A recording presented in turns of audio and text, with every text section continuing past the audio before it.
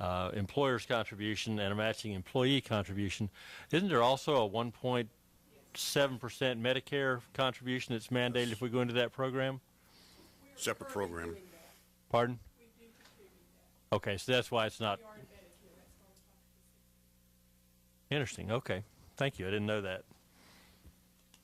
Ed Whiting, 405 Sugarwood Drive. I just want to go on record. I think pretty well most people understand, but I'll say my piece here too so that they know it.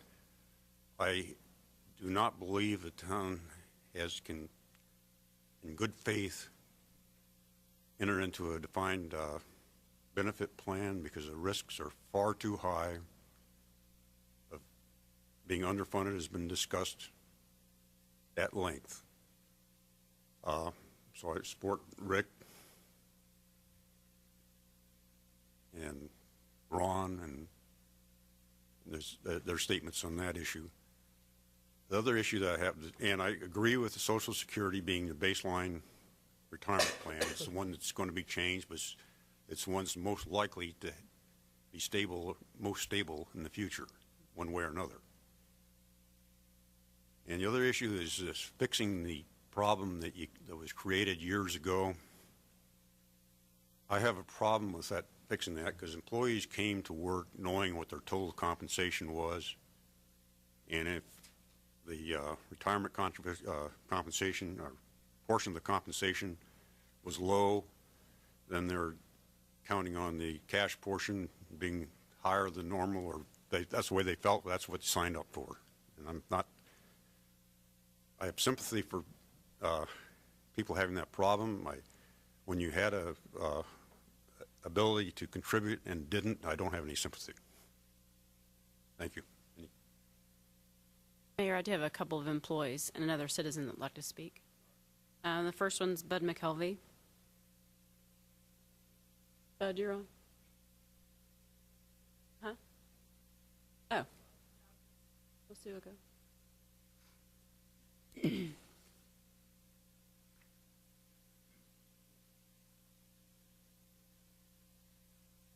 Hi, I'm Sue Stool. I'm the Parks and Leisure Services Director, and I guess I'm one of the elder members here now on the staff. I understand what Mr. Whiting was saying, and if that were true, I would agree with you. Unfortunately, that is not the truth, because many of us were not told the whole truth when we were here, when we started here. We understood that we were not going to be in Social Security when we came here, and we understand that Social Security is based on 35 years of salary, and then when you add or average a zero in that, that number is going to go down. We do know that. We did understand that. What we did not know was anything about the windfall elimination or the offset pension. There is a paper that after January 1st of 2005, the employees had to sign if they were employed after that date. Many of us were employed, a lot of us were employed before that date, and we have not signed that, nor are we required to, but we weren't told about it. This is all new to us. We learned about the windfall elimination and the offset, government offset, in the last 9 to 12 months. And I've gone to retirement classes. I've sat down with retirement experts. No one, now we went over this and over this, they knew my situation, and no one ever told me this was going to be an issue. And in fact, I think Janet would tell you that the Social Security office itself doesn't, it was hard to get them to believe that this was all part of this.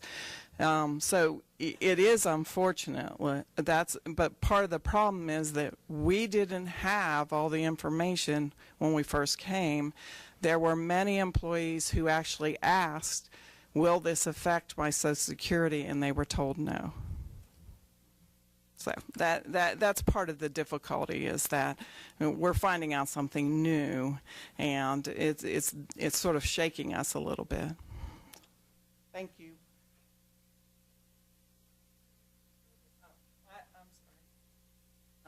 My length of service is 21 years, and I'm one of those people who had enough quarters in another job that I was sort of counting on that. And so I've just recently found out that this is going to, take a hit to that, and that's where this surprise has come. So I asked you, of the two options, which one would you prefer?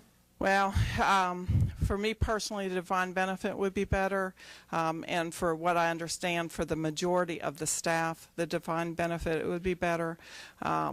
There is an option in the defined benefit for 10% basically of the staff to opt out if they don't want to. So we're all not included in it. If there's someone who really doesn't want to do it, they can stay with the current plan, is my understanding, if we have 90% of the people. The difficulty with the Social Security plan is that it's not going to help a lot of the longer term workers here. It's going to be hard for us to dig out of that hole we've gotten into. And the other thing, I guess, that I would like to say is why I do understand and the defined benefit is a scary word, and I do understand, and we totally understand that the board has to look at what's the best for the town. But having employees who cannot afford to retire is also an expense and a liability.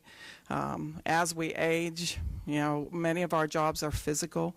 We're just not going to be able to do as well as we were. And, if we have to push back retirement because we simply can't afford to retire, I think it is going to cost the town. There is a cost involved in that. I'd like to think that I can do things better and smarter as I get older, but I know that, disability-wise, insurance-wise, there are costs to pay as you get older. And thank you again for letting us talk. Next person on my list is Dan Johnson, and he's a resident in Old Stage Hills.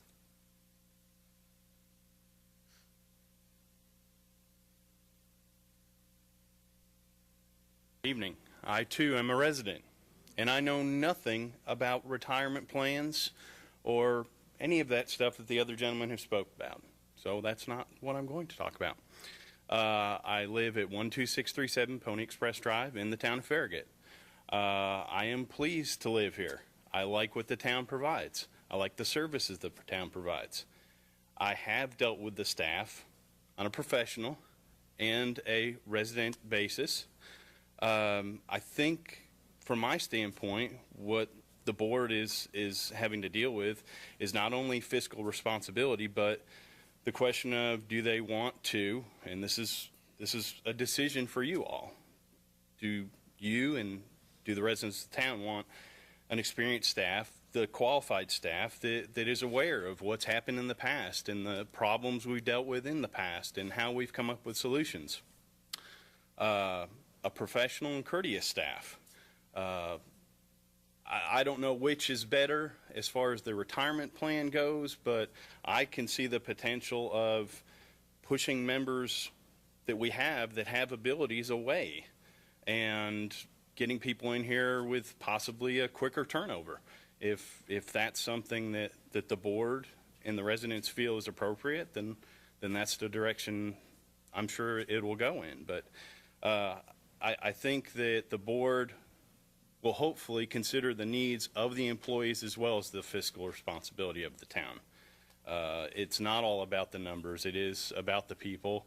The community is built of people. Not all the employees live here, but some do. I just encourage you to weigh the options from the standpoint of maintaining the caliber of staff you currently have, and I appreciate your time. Our last speaker on my list is Bud McKelvey.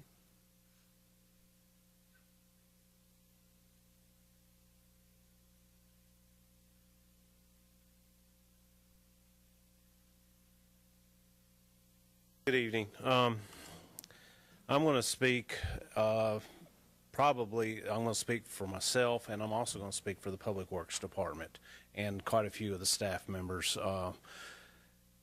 There's a whole bunch of complicated issues here, and there's a lot of money involved over a long period of time. From my personal level, I've been here for 24 years, come June. If you take and look at my Social Security, what has happened to the little green sheets you get once a year, over 24 years, I'm down in the $100 plus range right now as to what I'll receive. That does not include the windfall provision penalty, okay? And also, if you look at your statements, the new statements that are coming out, and we're talking about uncertainties, some of the new statements that are coming out saying that there's a possibility in the near future you'll only receive 78% of this written part that's on your statements. So Social Security is already preparing United States citizens for some kind of elimination in Social Security.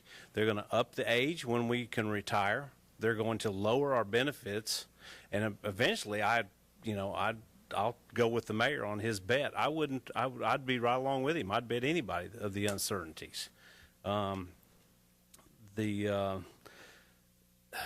It's going to cost in the long run.